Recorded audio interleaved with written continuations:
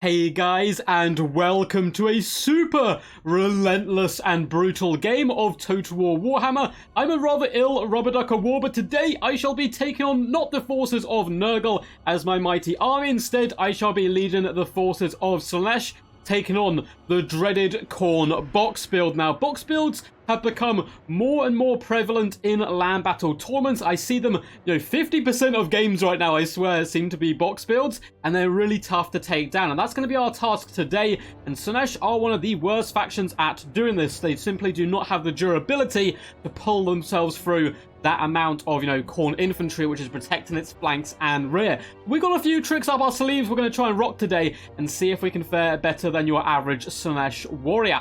We have a load of basic spears in the front. Their main job here is to hold the line for as long as physically possible. And then we're going to saturate on top of them with double spawn of Slaanesh, as well as 2 units of Fiends of Slaanesh, who are rather swift and can move around the flanks to get some devastating flank bonus charges. We have the Bringers of Beguilement over on the right-hand side, these lovely ladies and lads are really fantastic at rampaging the enemy and pulling enemy units out of control, turning them berserk and whipping them away from that defensive formation, allowing you to isolate and smash into enemy units with gusto. With a Herald of Slaanesh leading the charge on the back of her glorious chariot, you're going to be coming in with the Locust of Grace, as well as Pit of Shades and the Wyvern. Of course, when you overcast this, it becomes Air of Effect, really useful up against those deadly, dastardly box builds.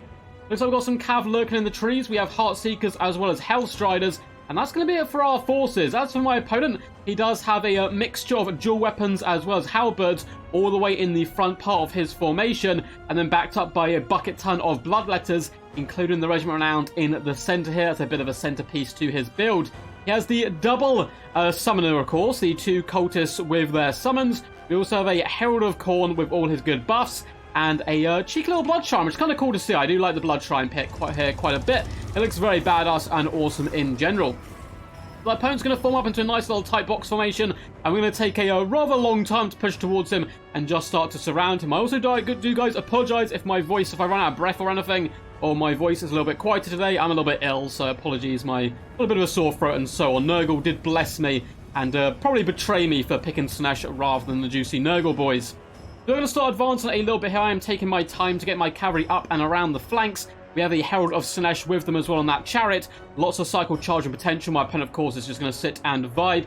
Enjoy the sun, although it is quite a grim day out. There's some sun shining through the clouds, however, and wait for my arrival.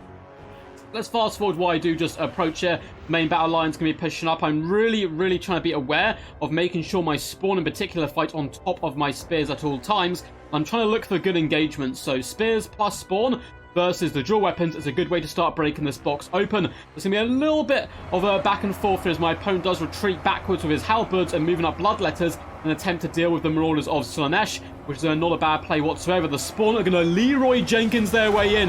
Blood, thunder, and plenty of guts. In comes the War Shrine, though. That's going to be a bumping and grinding. Luckily, the spawn are able to pin it in place, so they can't simply cycle charge my spearmen to death. We are also going to get a big musk go down and an overcast wyvern. Learn the armor of all these troops. We're certainly starting to do a big ton of damage. There is a summon being brought in, so we're going to fall back with the Fiends of Slaanesh, who got in rather eagerly. And now we've got the Hellstriders doing some lovely rear attacks into the flank of this unit. Brings a Beguilement beeline for the enemy halberds. They're my key target today.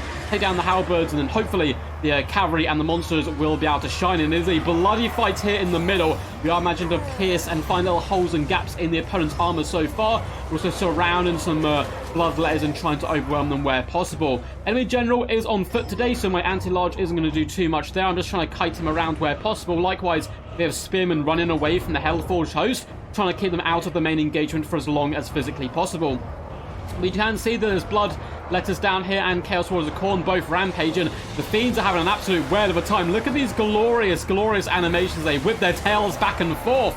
Doing some lovely work slashing and hacking into the berserkers of Khorne, who smell blood in the skies. With yet another summon of bloodletters down on the battlefield. Here in the front, Fins again. Pretty damn spicy. Dual weapons are broken, but the halberds hold the line. We are starting to run a little bit out of steam, but we've done some really nice damage Bloodletters have been overwhelmed, dual weapons have been forced backwards, and some of the halberds have been dealt with. Standout so far, the Bringers of Beguilement, 141 kills, disgustingly impressive, fighting alongside some Hellstriders here to overwhelm the dual weapons. In the back, you can see our chariot is bouncing around, up to no good, and is doing some pretty decent damage to the Hellforge there. Likewise, you have Marauders of Slaanesh trying to hunt them down where possible. Yet another summon comes in, though, from the Bloodletters. My cavalry did just go in for a big, fat, juicy rear attack on an overcast Wyvern. So the halberds attempting to blitz them down as quickly as physically possible. With that summon pinning me in place, this is going to turn to a really rough fight all of a sudden. Likewise, my Liege Lady has been pinned in place a little bit, taking significant damage. The Hellforge is seriously not to be messed with, much like the Wu-Tang clan. And the poor Herald of Slaanesh is taking significant damage and having to fall back.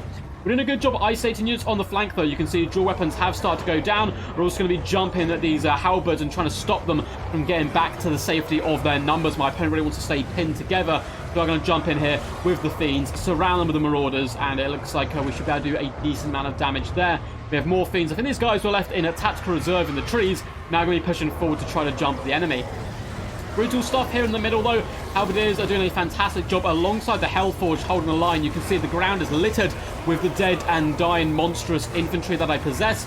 And these Bloodletters are continuing to fight in some massive work. And unfortunately, the Herald of Slaanesh, so healthy, gets jumped by the Lord and Heroes of my opponent. I really shouldn't let this happen. My Lord actually goes down here. This is a big miss micro by my half. I mean, the Cultists will break that Lord down in like half a second. We shouldn't have been fighting near them whatsoever. But with our Lord going down, things are all of a sudden looking really, really rough. The Fiends are getting dragged down by the Halberds. We still have a healthy unit, which is getting a lovely rear attack into the Hellforge host here, as well as the Halberdiers. We're doing decent work attempting to rampage them. It is so messy here in the middle. It looks like we're even be coming in as well with a Fascination, rampaging, doing even more damage to the Hellforge host. But the Heroes and Lord are so healthy. We've managed to break the box open and kill all the enemy infantry, but it took our entire army to do so. And then there's a load of full health heroes just running around, and it's really quite hard to deal with. Hellforge hosts are starting to go down here. Likewise are the Halberds. We've got a big fat surround going on the characters, though. Plus, we still have a very healthy unit of Fiends of Slaanesh fighting desperately in the middle, looking to drag down the enemy heroes. Cultist of a spinning backslash of his axe carves open yet another spawn. I believe army losses are knocking on the door, which is not what we want to see whatsoever. We have some spears returning. There is likewise some dual weapons coming back. We do attempt to fall back with the Fiends, looking to do a bit of dirty cycle charging and hop on top of these units, which are breaking and coming back. Unfortunately for us, army losses kicks in, and we do crumple into nothingness. Well played to my opponent. It was a real tough game for sure, and I think he played it relatively well there. We got some really awesome isolations in the early stage, but yeah, box builds certainly are currently leaving a bad taste in my mouth. They are rampant in the land battle scene.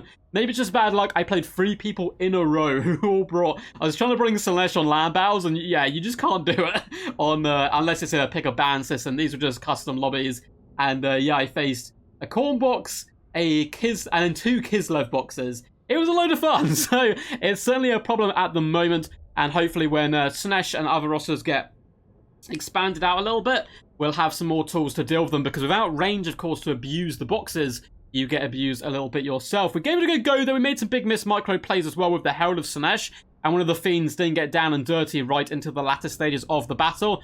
But just even if those Fiends went well for us, I'm not sure we had enough in our tank to drag down the enemy characters. I do think there's certainly something to be said for the Bringers of Beguilement. They were pretty damn tasty. 1.7k gold value on the lovely ladies.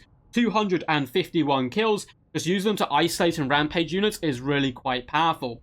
Hope you guys enjoy this one. It was a good fun cast. If you did enjoy, make sure to leave a big fat juicy thumbs up and subscribe to the content for more stuff into the future. And if you'd like to see me continue to make Total War content, feel free to leave a comment down below what you thought of the battle. Have you experienced a lot of box builds? Are they something that you've just not experienced, or you're quite comfortable taking on with Slaanesh, for example, or other similar factions? Also, a load of links down below to Twitch, Patreon, and Discord. Once again, if my voice sounds a bit weird here, I've just got a bit of a cold, so it should be over soon, and I can go back to doing a 1 or 2 live streams. Oh, sorry, my alarm going off there, just to spook you.